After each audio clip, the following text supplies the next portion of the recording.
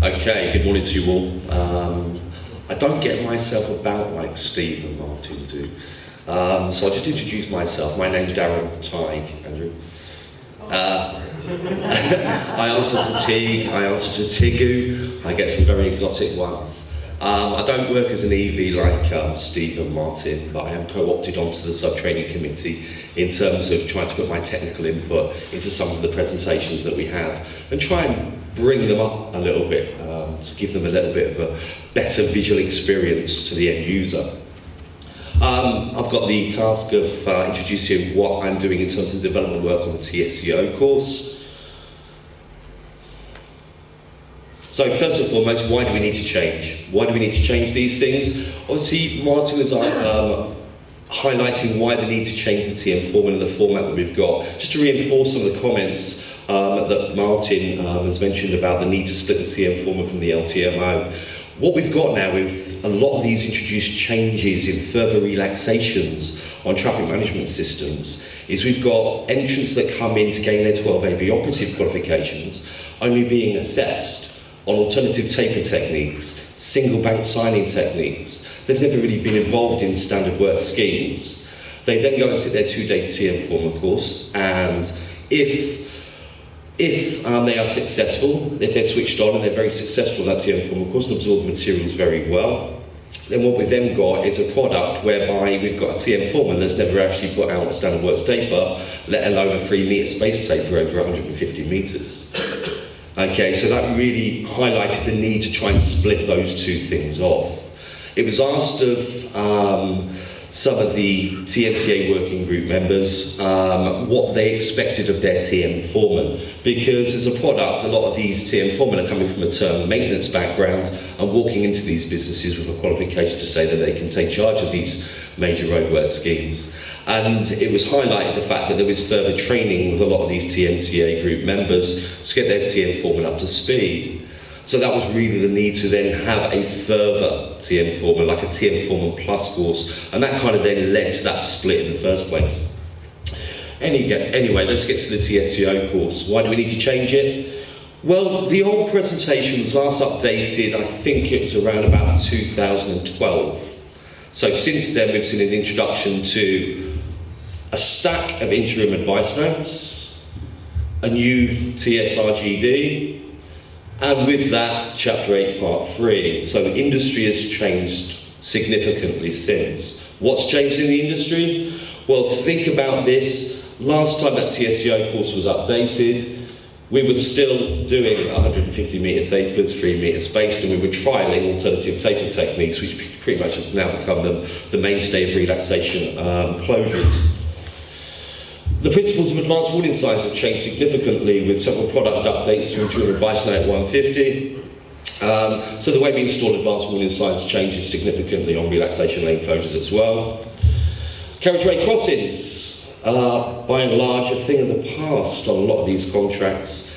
Obviously with these alternative taper techniques and with these advanced warning sign changes, we've tried to eliminate carriageway crossings as much as we possibly can. Not all the way across the board, but certainly on a large proportion of these contracts. The way we use IPVs has changed. A lot of the TM contractors were going for single vehicle working to install these closures. Nowadays, we pretty much accept the technique has to be 2 separated vehicles. Warning lights or road danger lamps, well, they've pretty much gone from the user experience of driving past these relaxation lane closures overnight. Signing at slip roads has changed significantly with the introduction of the new TSRGD. So we've removed our old signing principles for slip roads entry slips, and we're now changing the signs for those. Sign lighting, well, that's kind of mainly a thing of the past. Obviously there is still a requirement to do some sign lighting, but largely most of the signs don't need to be lit. And the signing for speed limits, the principles of those has changed as well. So they've kind of relaxed the spacing on these speed limits, relaxed a lot of the rules on these speed limits with the introduction of the new TSRGD. So it's kind of stagnated the TSCO course a little bit in terms of some of the test questions first and foremost. You could argue nowadays they're not as relevant as they were. We did do a minor update going back probably about 2 years ago to remove some of the TSEO questions that were no longer valid anymore. So it did need a product update. And as well as that, it's been argued that the TSEO course is probably pitched at slightly too low a level. Obviously, currently the TSEO course is a two-part test containing multiple choice questions that we're asking probably the most prestigious people that we'd expect from the industry to sort of lead the way. So things needed to change with that. So what is changing? Well, first and foremost, the prerequisite routes have been discussed amongst the sub-training committee. We haven't got a final agreement on these things, but I'll just let you into the what has been discussed. Currently, a TSEO has to pass a 2-day TM Foreman course, whether they're certificated or carded from that. They have to do some first aid at work qualification. Okay. They've also got to do a 1-day IOSH NEBOSH or CITB health and safety course for working safely. And then they've got to pass their TM Foreman, their TSEO course, and then put their card application in with all those prerequisites being achieved. What's being proposed? Obviously with the split between the LTMO and the TM Foreman, for a new entrant, we would probably expect them to be able to do the LTMO course as well as then the TM Foreman course, instead of just doing the TM Foreman course. Still do their first aid at work. But then there's been lots of discussions about what we're going to do in terms of this health and safety. Now, I personally have done a TSEO course for directors of a business and general managers of a business before, and they've gone off and done their 1-day IOSH course, and I basically vetted what they learned from their 1-day IOSH course, having never done one myself, and asked them a series of questions relating to set regulations under the Health and Safety at Work Act. And they hadn't even heard of half the regulations I was talking about. So for me, it felt like it was pitched at too low a level for someone that's supervising the traffic management installation of major roadworks projects on site. So it's really been discussed. It's either going to sit around the supervising safety level or the managing safety level in terms of the health and safety requirements as a prerequisite. But again, that's got to be finally agreed and signed off by the sub-training committee, as well as then still obviously pass the TSEO course and put their card application in. In terms of the rest of the materials that are changing, my apologies. Currently, this is an overview of what's covered in the TSEO course. This is just the subject headings.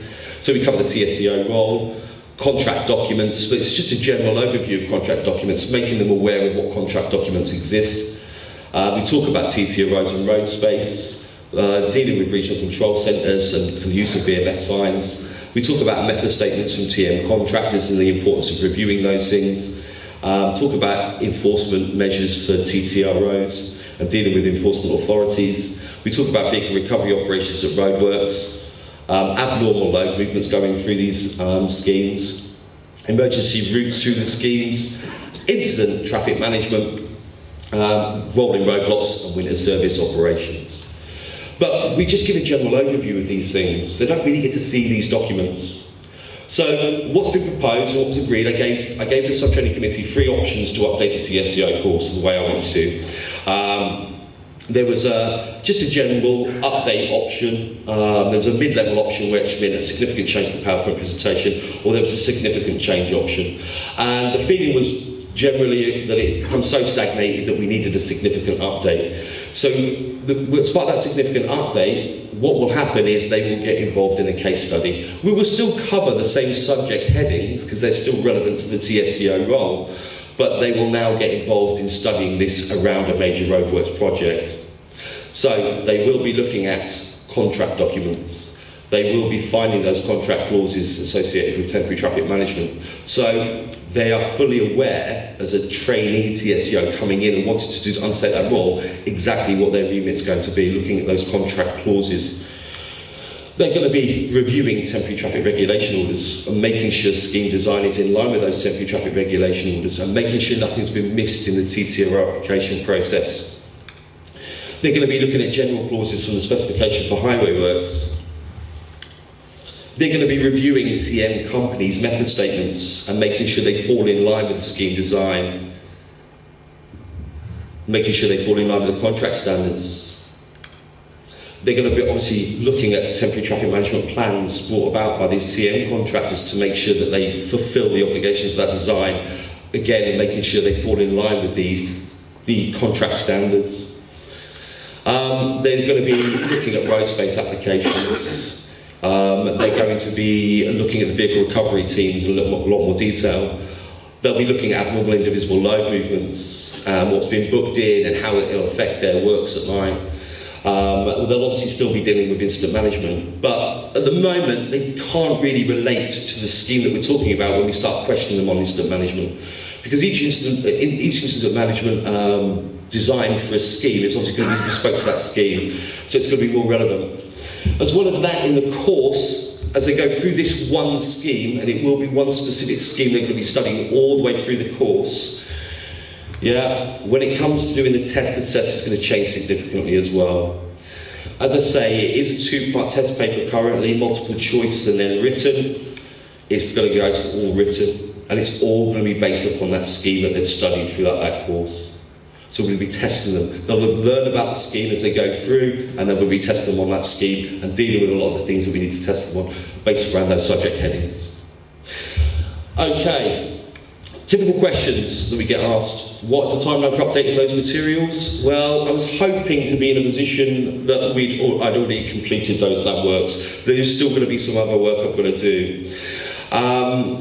Obviously, I'll give the sub-training committee an update at the end of January to say where we are on that timeline. But I am still hopeful that we can get this completed, or I can get this completed by April, so that we can essentially start the new training centre year with these materials in place. It may be a little bit ambitious though, because one of the things we're going to do in that timeline is really deliver this course to the current TM foreman and TSEO trainers. Okay, now the meeting is already being agreed or scheduled, and it's looking like at the moment it's probably going to be around about March. 20th, late March. So if there's a lot of feedback from that TM foreman instructors and TSEO instructors, that it's been pitched at maybe too high a level or too low a level, then obviously you've got to take that on board and then feed that back into the materials, so it then can postpone that slightly. One of the things I intend to do with the TM foreman or TSEO instructors is actually give them the test and see how they get on. Not like a test when we first introduced the TSEO course to say they can deliver. Just basically I want to see the feedback from that to see how successful they are, to see if we manage to pitch it at the right level. Okay. When will those new entry requirements come into place? Looking at that health and safety course, that's hopefully going to be around about the same time we've finished the course materials. Again, that needs that sign off from the sub-training committee. And how will it affect existing TSEO card holders? Well, one of the things that's also been voiced is if we've set the previous course maybe at too low a level, and that's the feedback we seem to be getting, do we need those TSEOs to come back? Because currently the renewal of the TSEO qualification is by doing their TM foreman qualification, updating the rest of the skill sets required, and never do they need to do a TSEO course again.